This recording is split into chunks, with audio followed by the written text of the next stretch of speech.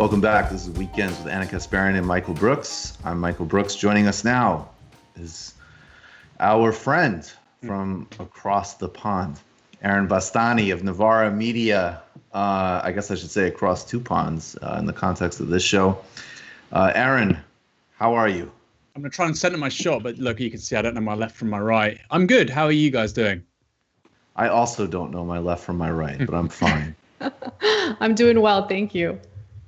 So, Aaron, you have been all over these, basically these revelations of this internal war inside the Labour Party against Jeremy Corbyn. For people who haven't read into this yet, but maybe have a little bit of a sense of UK politics, where it was very clear that the center and right wing of the British Labour Party, of the UK Labour Party, that public figures, including obviously Tony Blair, but many others, regularly trashed Corbyn in public, regularly undermined his leadership, briefed against him constantly. In the context of that knowledge, what is the escalation in terms of revelation here? Revelation is a word that's used in political journalism probably too much. I mean, we probably all agree on that. But these are revelatory. There's no other way to put it. They clarify all the misgivings, all the prejudices, all the biases that the very worst ultra-leftist could have about the Labour Party. And I think they're also pertinent to an American audience. Because right now, of course, there's a lot of hearsay about how the Democratic establishment behaves.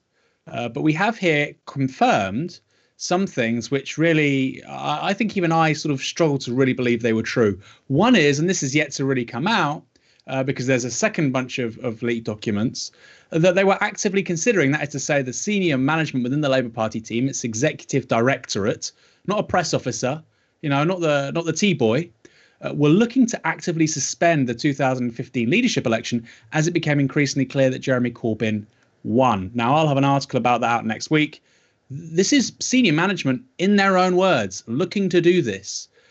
So it's astonishing, and it really undermines the credibility, actually, of British democracy. Not in a way that people don't have the vote, but how the party system is inflected with specific elite interests, which I don't think any normal person kind of thinks happens, or if they suspect it happens, now we know it's out in the open.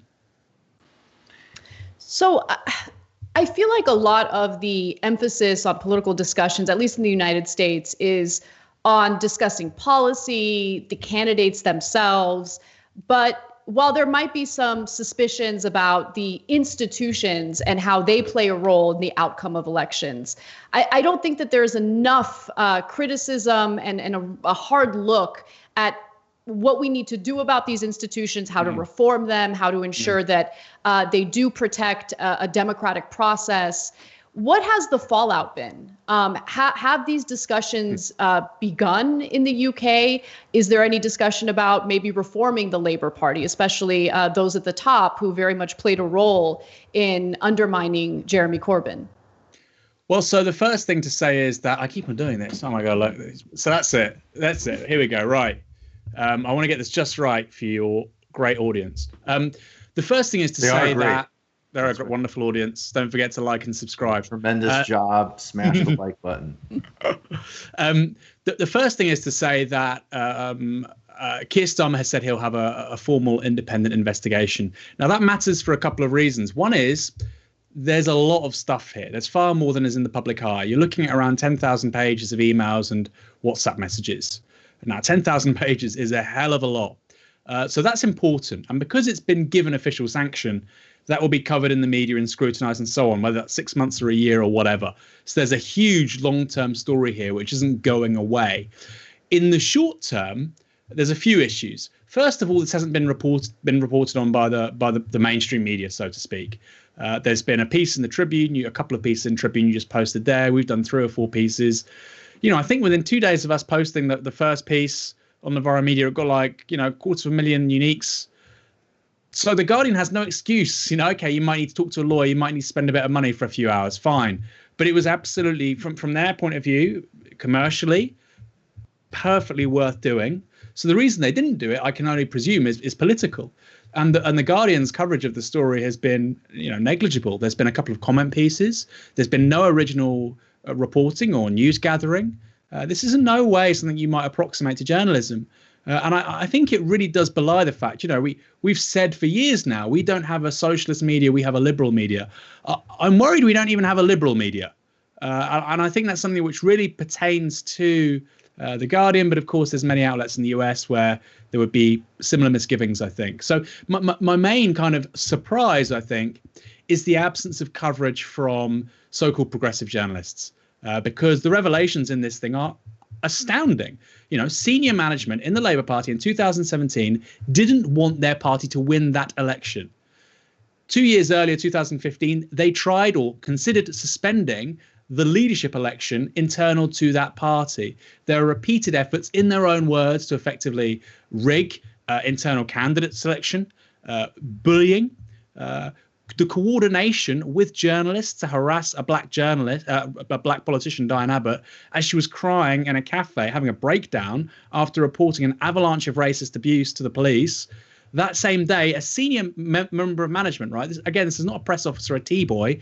We have it in their own words, was coordinating with a very hostile Channel 4 journalist to find out where she was. He said, she's in this place. You can go find her there. Now, this is just remarkable. And the language that's being used, I hope you don't mind me saying, the pube-head, stupid fucker.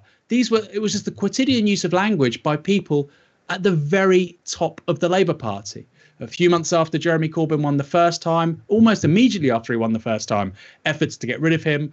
A few months after he won the second time, efforts to get rid of him.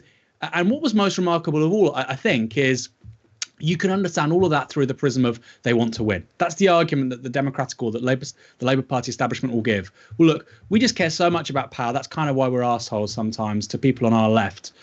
Well, hold on a second. Explain to me why these very same people, as Labour were rising in the polls in 2017, I'm sure many of your audience are aware of that, the better Labour were doing, the more fearful they became. And actually, in the words of one senior member of staff, one of the most senior members of staff, the day after the general election, I can't get out of bed. I can't, pull my eyes over the duvet, because they were so distraught. Labour had just got their best share of the vote for 20 years. I wish we could find out where they were and sick a journalist on them. Isn't that remarkable? They would rather, this is the thing we say the Democratic, I don't know. We haven't got proof for the Democratic establishment. We have proof for the Labour establishment. They in their own words, they would rather have the Tories win than the Labour Party if it was running on a left programme. It's kind of crazy. Yeah, and in terms of the fallout, I had on a really great Labour organizer and law instructor, Paul O'Connell, on my show a couple of days ago. And one of the things he said that was very concerning to him about Starmer's response, and maybe you could talk about your perception of the new Labour leader more generally, was that the response to these revelations was basically, we need to have an investigation. And in O'Connell's representation, and this is my interpretation too from looking at it, but I'm curious your thoughts, obviously, that there is a disturbing sort of symmetry in the response of the new Labour leader that, okay, yeah, some of this looks kind of distasteful, we got to look into it. But what we've really got to look into, and maybe I'm stretching here, but I'll stretch a little, when The Intercept, proved what was obvious about the Lava Jato investigation and what they had done to Lula and the Workers' Party. Yep. The only defense and the only counterplay that the Lava Jato team had was, well, the real thing here is that this was released to begin with, and we have to study that. And O'Connell said that the investigation looks to be kind of 50-50. Are we talking about the Labour Party trying to lose and politically terrorize its own leadership, or are we just scared that this got out into the public domain? That's a great question, because we hear often investigations or inquiries are just a way of kicking a political issue into the long grass. Right. In a way, and that may be the case here. But the thing is, if you do have a full investigation, all that's going to do is make all of this become a big public story. So it may be a way of delaying and deferring. And yes, I think they're going to try and elevate process as the main story here, or the fact it was leaked as the main story. But I think just given the sheer quantity of the data and the quality or rather kind of, and I mean that in a sort of disgusting sense, just how bad some of the things are, I don't think that would be possible. I'll give you an example. You're probably familiar with a football stadium in Merseyside, which is one of the kind of, it's this will vote Labour until the end of time. It was one of the working class areas. It doesn't matter your income, whatever. It's just Labour through and through. In the last general election where there were struggles elsewhere, Brexit wasn't even an issue, even though the area voted Remain.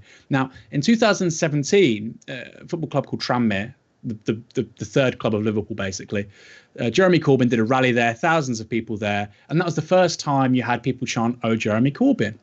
And there was a response to this. The tweet went out. Somebody tweeted about it. This was being discussed by senior management. And one of the members of senior management said, "Oh, my God, this looks like hashtag junkies for Jez." Junkies for Jez. This is just working class Northwestern voters, the white working class voter, which we're told the Labour right so loves. They think they're junkies. Right. And by the way, I have no issue with people on drugs who want to politically organise. But I'm just saying it's a remarkable animosity, enmity, hatred of working people. And that shines through in every page. So on the one hand, I agree with your guest, Paul, about that. And I think there's clearly going to be other countervailing interests. You're already seeing this, where there's going to be a focus on, how dare this be leaked? But the reality, the grim reality for these people is that under British law, whistleblowers are protected. The reason why we've published articles is we've consulted lawyers. There is a outstanding public interest for the publication of these things. So, that's just not going to wash. Again, it's about so-called liberals coming up against the limits of liberal democracy. Liberal democracy is quite like whistleblowers. Turns out liberals, whether it's in the media or in the Labour Party, many of them don't like it.